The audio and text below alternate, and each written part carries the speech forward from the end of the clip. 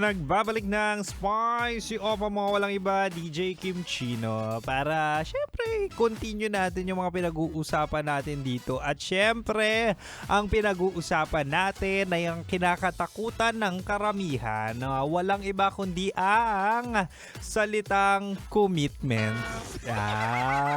Talaga naman no, kapag sinabing commitment, bigla na lang yan mawawala.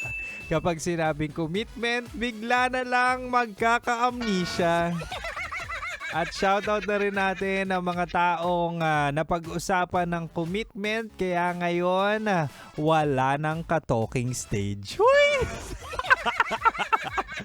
Anyway, balik na po tayo sa ating chinitok sa usapang pag-ibig mula sa Spicy Opa mo. At di ba nga sabi ko, ibibigay ko ang 3 rason kung bakit takot ka sa salitang commitment.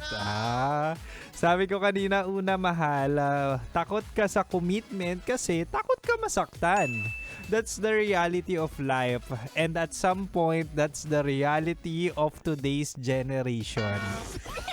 Diba? Minsan natatakot tayo magpatali, natatakot tayo mapunta sa relasyon na kung saan may label kasi magiging vulnerable ka. Na kapag mahal mo na yung tao, na kapag committed ka na sa tao, marahil siya ang magiging dahilan ng iyong happiness.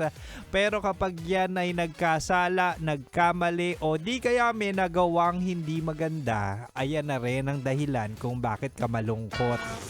Diba? Totoo naman.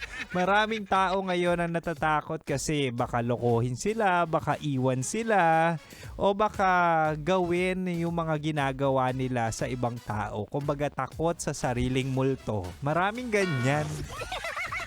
Kaya ayaw nyo sa commitment, kaya ayaw nyo mag-commit. O, diba? Pangalawa, mahal. Nakakatakot or ayaw nyo sa commitment kasi ayaw nyong mawalan ng freedom. Totoo to, di ba? Karamihan sa tao ngayon takot sa commitment kasi kapag committed sila, kapag nasa relasyon o di kaya naging asawa na nila, hindi na sila makakatikim pa ng iba. Di ba? Meron talagang ganyan. May mga tao talagang gusto pa mag-explore. May mga tao talagang gustong makipag-date sa maraming tao. Naalala ko yung dati kong kalandian. Akala ko ako lang ang kanyang mahal. Akala ko ako lang ang dinedate. Yun pala, 4 kaming pinagsasabay-sabay niya. Diba? May mga taong ganyan eh. Kaya ayaw nila ng commitment kasi ayaw nilang magpatali sa isa. Ayaw nila ng commitment kasi ayaw nilang makontento. O hindi nila alam yung salitang kontento. Totoo yan magiging limitado kasi yung ano mo eh. Magiging limitado ang varieties of your foods.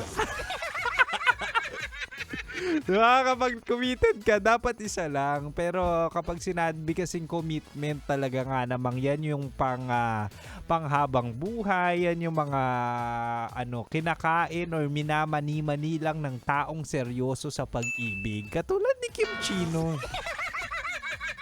Diba? Ang apaka-basic kaya mag-commit, apaka-basic kaya nga magmahal lang isa. Pero hindi ko lang talaga mawari, no? Bakit karamihan sa tao ngayon or karamihan sa mga tao sa mapa-social media man yan, mapa kung anumang generation yan. Bakit ngayong 2020s ang daming taong ayaw ng label, ayaw ng commitment at talaga nga namang gusto nilang nagtitikiman lang sila, walang seryosohan. Diba? Nakaka-high blood na rin minsan eh. Kaya tayong or kaming mga seryoso ay talaga nga namang hirap nang makahanap din ng seryoso. Diba? Kaya karamihan sa atin talaga may trauma eh. Ewan ko ba sa mga tao ngayon, bakit hindi marunong makontento at bakit takot sa commitment? Diba? Anyway, mahal, ako'y naka-live pala sa FB or Facebook at TikTok ng 90.7 Love Radio Manila. Kaya naman ikaw na nakikinig ng radyo, kung gusto mong makipagkulitan kay Kim Chino online, pwede kayo pumunta ron ha. Tapos magkulitan tayo doon. Tapos sasabihin ko ang details ng ating free concert this coming Saturday. Anyway, mahal, balik na muna tayo sa Rock Rock and Music. At syempre dito ka lang sa akin, dito ka lang sa 90.7 Love Radio. Kailangan pa bang i-memorize yan? Basic.